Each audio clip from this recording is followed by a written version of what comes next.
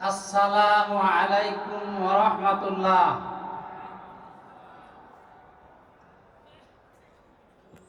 আলহামদুলিল্লাহি কাফা ওয়াসসালাতু ওয়াসসালামু আলা ইবাদিহিল্লাযিনা ইসতাফা, আম্মা বাদ।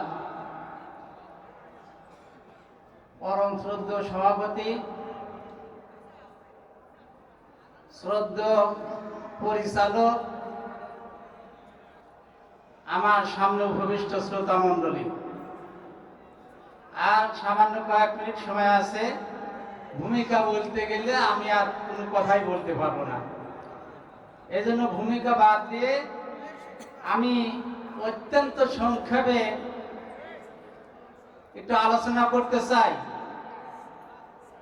যে আল্লাহ তাআলা দুনিয়াতে নবী রাসূল কেন পাঠিয়েছেন, আর মুসলমান হিসেবে, একজন ইমানদার হিসেবে আমাদের দায়িত্ব কর্তব্য কি। সম্মানিত শ্রোতা মণ্ডলী, আল্লাহ তাআলা এই দুনিয়াতে অসংখ্য নবী রাসূল পাঠিয়েছেন। হযরত আদম আলাইহিস সালাম থেকে শুরু করে নূহ আলাইহিস সালাম পর্যন্ত যে নবীরা এসেছিলেন তারা ছিলেন তাকবীনী নবী, অর্থাৎ তারা দুনিয়া গঠন করেছেন, কৃষিকার্য বা আর যা যা প্রয়োজন সেইগুলো করেছেন। নূহ আলাইহিস সালাম থেকে শুরু করে নিয়ে শরীয়তের বিধান আল্লাহ তাআলা দুনিয়াতে পাঠিয়েছেন। আমাদের নবী জনাবে মুহাম্মদুর রাসূলুল্লাহ সাল্লাল্লাহু আলাইহি সাল্লাম পর্যন্ত আল্লাহ তাআলা কোরআনে কারিমে বললেন, আউযু বিল্লাহি মিনাশ শাইতানির রাজীম, বিসমিল্লাহির রাহমানির রাহিম, ওয়ালাকাদ বা'আসনা ফি কুল্লি উম্মাতির রাসূলা আন ইবুদুল্লাহা ওয়াস্তানিবুত তাগুত। আল্লাহ তাআলা কোরআনে কারিমে বললেন যে আমি প্রত্যেক কওমের কাছে, প্রত্যেক জাতির কাছে রাসূল পাঠিয়েছি। রাসূলদের দায়িত্ব কি ছিল? তারা মানুষকে শিক্ষা দিয়েছেন যে আল্লাহর দাসত্ব করো, শয়তানের আনুগত্য করো না, তাগুতের আনুগত্য করো না, তাগুত থেকে দূরে থাকো। সম্মানিত উপস্থিতি, তাগুতের যে ব্যাখ্যা মুফাসসিরিনে কিরাম করেছেন, প্রায় 6টা ব্যাখ্যা করেছেন। তার মধ্যে বর্তমান বাংলাদেশে উল্লেখযোগ্য 2টি ব্যাখ্যা প্রচলিত। একটি হলো যারা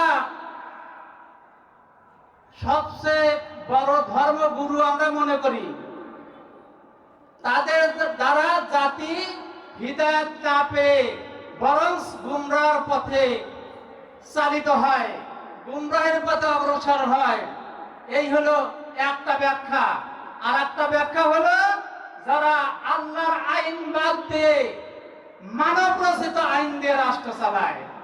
সম্মানিত উপস্থিতি, তাহলে নবীদের দায়িত্ব কি ছিল?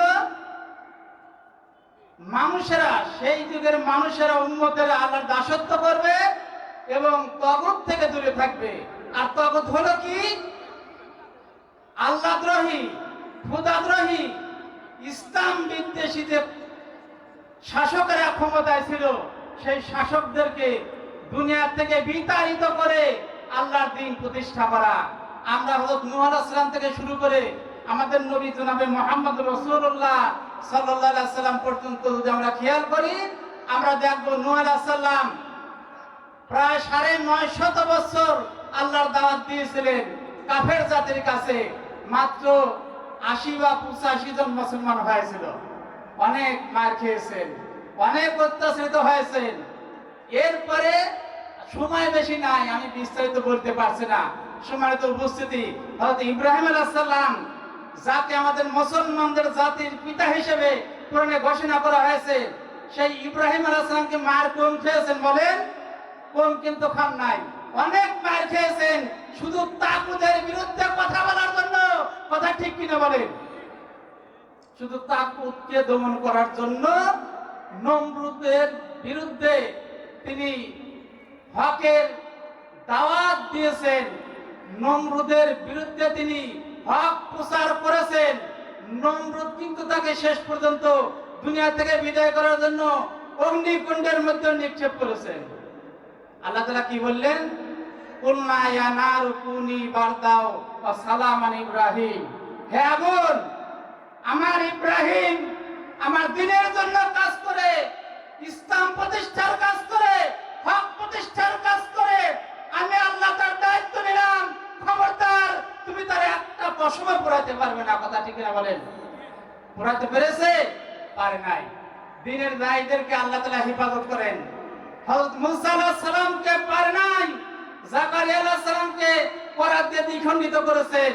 হযরত ঈসা আলাইহিস সালামকে তারা অত্যাচার করেছেন, নির্যাতন করেছেন।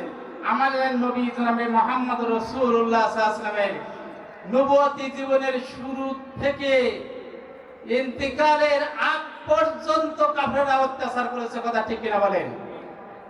প্রিয় ভাইরা, রাসূল করিম সাল্লাল্লাহু আলাইহি ওয়াসাল্লামের সুন্নাত নিয়ে আমরা অনেক আলোচনা শুনি, অনেক বড় বড় সুন্নাত, এইটা সুন্নাত, ওইটা সুন্নাত, ওইটা হলো না ঈমান নাই।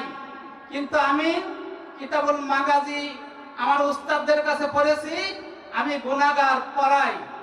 কিতাবুল মাগাজি পড়ে আমি যা বুঝেছি, রাসূল করিম সাল্লাল্লাহু আলাইহি ওয়াসাল্লাম তার মাদানী জীবন ছিল মাত্র 10 বছর।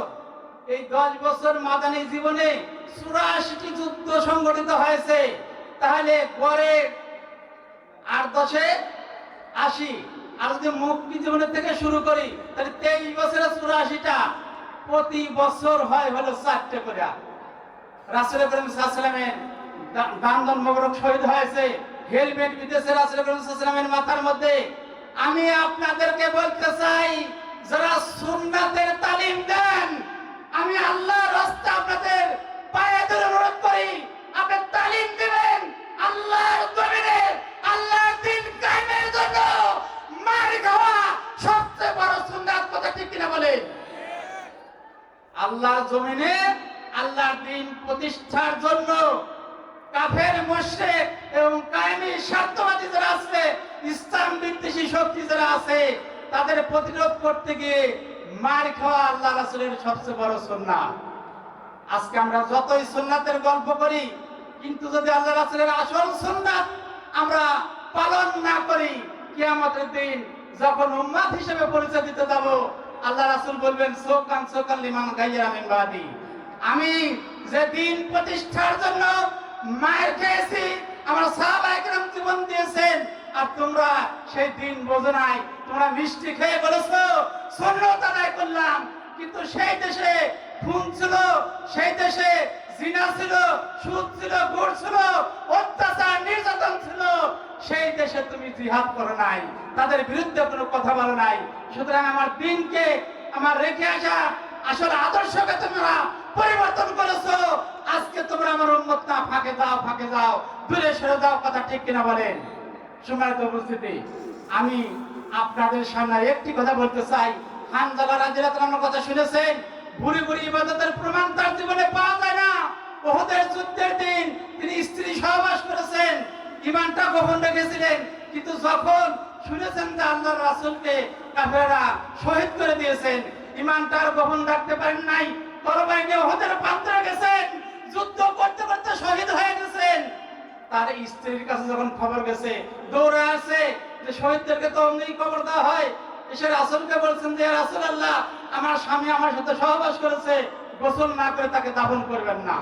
আল্লাহ রাসূল যখন সাহাবীদেরকে বললেন যে দেখো হানজালা কোথায়, হানজালাকে কিছু সময়ের জন্য পাওয়া যাচ্ছিল না। পরে জিবরিল আমিন এসে বললেন, ইয়া রাসূলুল্লাহ সাল্লাল্লাহু আলাইহি ওয়াসাল্লাম, হানজালার গোসলের চিন্তা আপনাকে করতে হবে না, আমি আল্লাহ তার প্রতি সন্তুষ্ট হয়ে গেছি, হাওজে কাউসারের পানি দিয়ে তার গোসল করিয়ে দিয়েছি। বলুন সুবহানাল্লাহ। সুতরাং আল্লাহর জমিনে আল্লাহর দ্বীন প্রতিষ্ঠা করতে যদি জীবন যায়, নিঃসন্দেহে আল্লাহর জান্নাত পাওয়া যাবে। কথা ঠিক কিনা বলেন?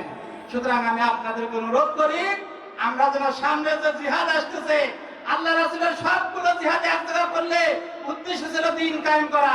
আজ যদি বাংলাদেশে 151টি আসন ইসলামের পক্ষে হয়, তাহলে দ্বীন প্রতিষ্ঠিত হবে। এই জন্য আমরা সবাই হকের পক্ষে, দ্বীনের পক্ষে, ইসলামের পক্ষে আমাদের রায় দেব, আমাদের ভোটগুলো দেব। রাজি আছি সবাই?